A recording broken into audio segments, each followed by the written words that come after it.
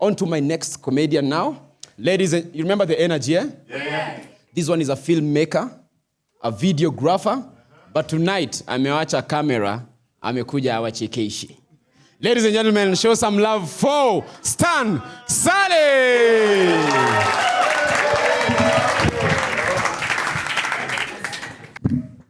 Asante sana Arnold. So excited to be here. Anytime I come to Kitusuru nakuanga very excited. Kujanga huku na sau kuna stories are 1 term, 2 term. Like this is just peaceful. Alafu huku, you don't get served food. You're just given bitings.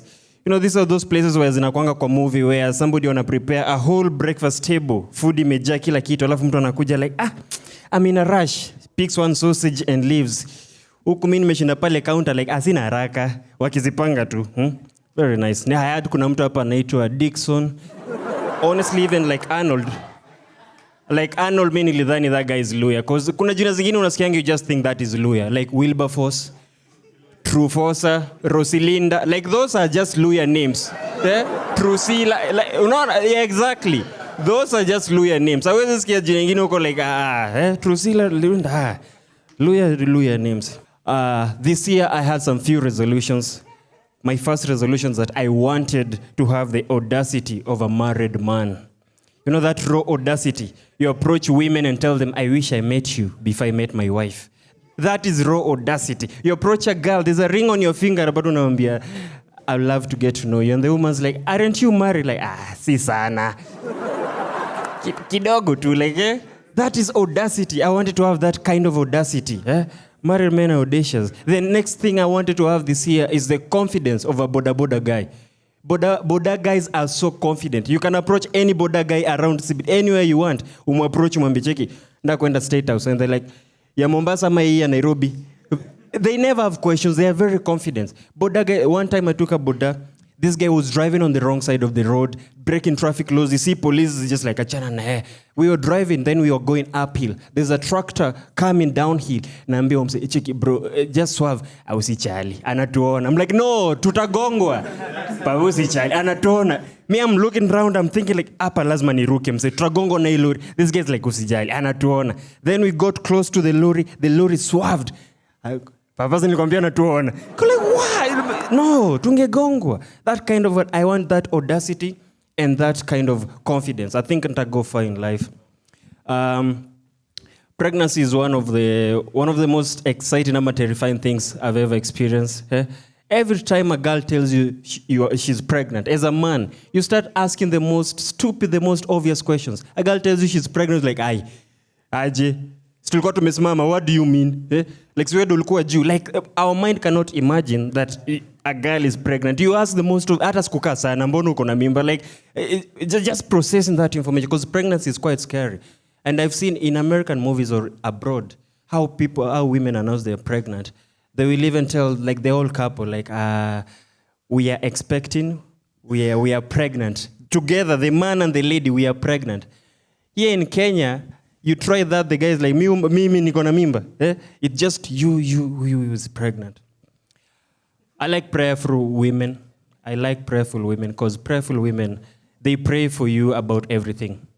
You cheat on them, they pray for you. You come in late, they pray for you. Wewe ni mlevi, they pray for you. Prayerful women are amazing. But the problem is, prayerful women want to pray about everything. Everything happening in your life. You don't have a job, they pray for you. In the bedroom, you cannot perform well, they will pray for you. They feel their prayers are not working, they will go to the pastor and tell the pastor, Pastor, my husband is struggling perform in the bedroom. Can you pray for us? So in Sunday, you are seated, you are there, you are waiting in church, then the pastor calls out your name, Stan? Is Stan here? Unainua mkono, you're told, come up here, or let's pray for you.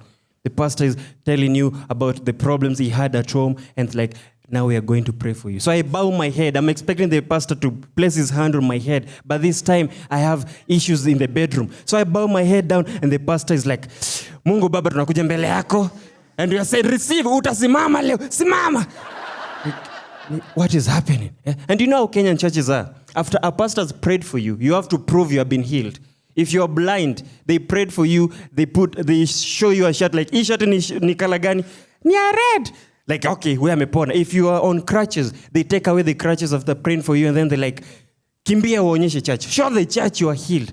So after they prayed for me, the pastor, after 2 weeks, the pastor like, umepona sasa? Like, yeah, siku hizi vitu ziko sawa. Can you show the church that umepona? So just going around that church. Umepona, lazima, you have to show them umepona. But I love prayerful women. Prayerful women are amazing. One thing I love about the current Kenyan situation is the way we give dignity to everyone. People who used to help us around the house, clean up after the kids, wash dishes in the house. Back in the day, we'll call them maids, house helps.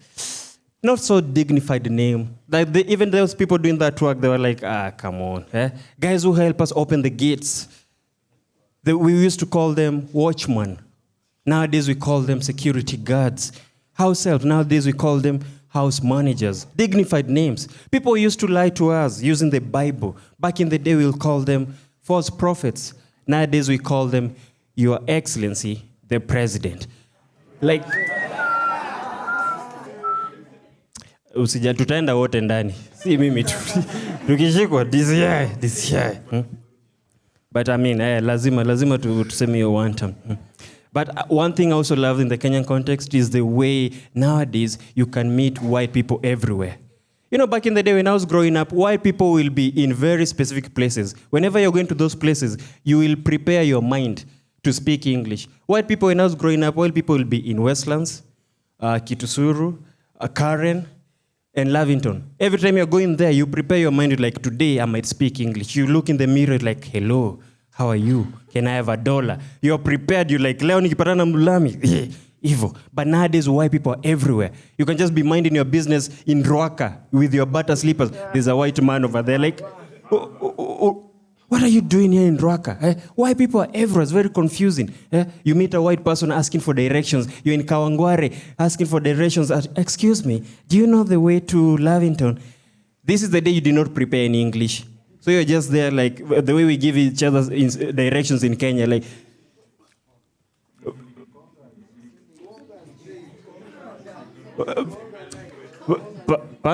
panta hivi, like nyonga hivi, like you forgot your English. Why people are all over the place? I even went to Gikomba once, and there were white people there with TikTok, taking pictures and videos of their phone, and they're like, oh, guys, so this is where Kenyans come to buy clothes. I'm looking at this guy like, Cheki, can I just be poor in peace? Why do you have to show people I'm shopping in Gikomba? And then as a white man, if you're also shopping in Gikomba, you have failed in life. Hizi ngoni zako, you're the one who sent them to Kenya. What are you doing here? Kwani ulisahau your favorite shirt here? What are you doing here? You have failed in life. And after shirt yake, like, oh no, these are your clothes. You should not be shopping in Gikomba as a white man. Different. You know, in Kenya, we never used to own pets when we were, like, we'll own for a reason. You'll have a pet like a dog, alafu on the door, they uandike umbwa kali. You'll have a dog, and if that dog is lucky enough to be born black, then the dog will be Blackie. That's how I was raised. But nowadays, people are owning pets, giving them names. I went to my friend's house in Lavington. This guy, he has, you know those small Chihuahua dogs, those white fluffy dogs? The dog is called Pinky. I'm like Flash, those kind of names. We only know Blackie and Rex. My friend comes over to my place, sees I own a cat. He's like, what do you call your cat? I'm like, pss, pss. It knows, it's pss, pss. Sorry, the guitarist. Sorry, so pss, pss. We know, we relate. But owning pets nowadays has changed. I know, like Kenyans, we see other people abroad, they take their dogs to walks, they take their dogs to spas. We don't know why they do this. Like you see, in Kenya, there are dogs that have never heard the phrase, who is a good boy? Who is a good boy? You tell that to a dog, they're like, ntakupiga kimunju. For them, it's very confusing. But owning a pet in Kenya has changed. There was a time I saw an advert by this lady. Her cat had gone missing for 2 weeks. She wrote a post on Twitter and told people, guys, if you help me find my cat, I'm willing to pay 10,000 Kenyan shillings to return Pinky. Me, I'm reading that thing like, what, 10,000 just to return a lost cat. I started going around my neighborhood because that flyer had said the cat is fluffy, is white. I'm like, okay. I started going around my neighborhood looking for any white cat. But in my neighborhood, there are no white cats, just black. So I did the next best thing. I took a black cat, painted it white, took it back to the owner. And the guy is like, this one doesn't look like my cat. Like, yeah, it has been in the streets. Ilipatana na brayo, what do you expect? A cat gets lost, and the owner is offering 10,000 shillings to recover it.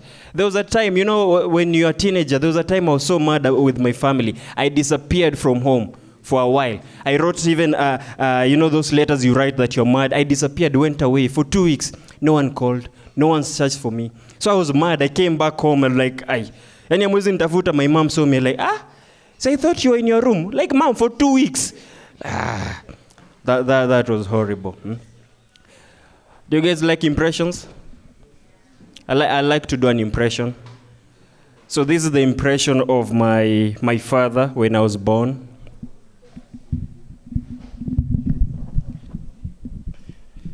This is the impression of my father when I was born.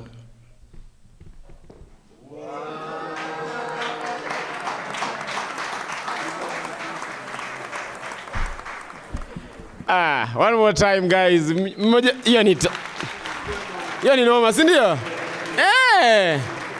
So you guys like impressions, eh? This is the impression of my dad when I was born. Hii yote.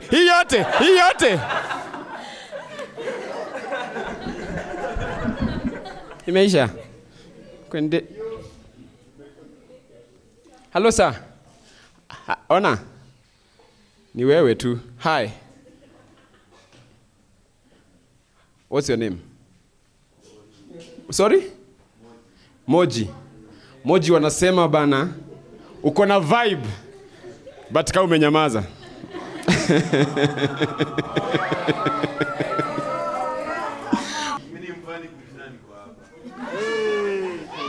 All right. Semeni amesema nifinye nisifinye. Nifinye nisifinye. Boss, you know I've been paid to be here. You've paid to be here. Paka mnafanya na kuwa mwalimu. Hello? Nakaa nika TOD, eh? You remember those TODs were high school? They never had anything to say wamekasirika. All they did was echo. You remember them? Anakuja kusema, good morning, students. I don't like your energy. Good morning, students. I don't have much to say. I just want to echo the head boy. Movement by running. Number 2, I want to echo the deputy president. Cleanliness at maximum. Number 3, I want to echo what I echoed last week. Hiyo joke ni kadi. Kwendeni nyinyi. Acha niwaambie hizi jokes. You know, they say happiness starts from home. Inafaa mnipate kwangu nikiziandika. Echo myself. Maneno anasema ameanza kujichekesha. Huyu jamaa aache ma foreign. Mutinda. Ona kazi yoki. Panya hivi kiasi.